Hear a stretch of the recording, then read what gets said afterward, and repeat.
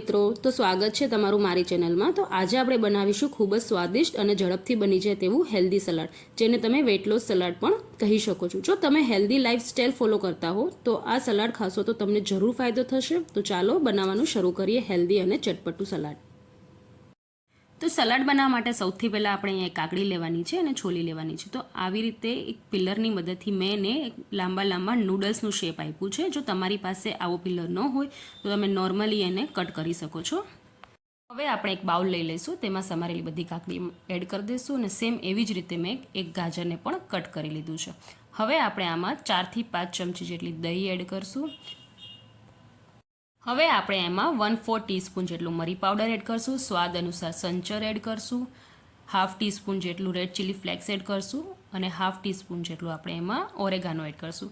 અને મેં અહીંયા લસણને ઝીણું સમારી લીધું છે, એ પણ આપણે એડ કરશું। એટલે 1 થી 2 કલી જેટલું જ આપણે લસણ એમાં એડ કરવાનું છે। હવે ઉપરથી થોડુંક કોથમીર એડ કરશું અને બધી વસ્તુઓને છે ને વ્યવસ્થિત મિક્સ કરી લેશું।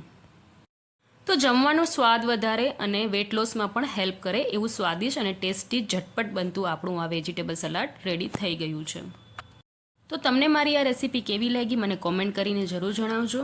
અને આવી રીતે નવી રેસીપી જોવા માટે મારી ચેનલને લાઇક અને સબસ્ક્રાઈબ કરવાનું જરાય ભૂલતા નહીં। Thank you for watching.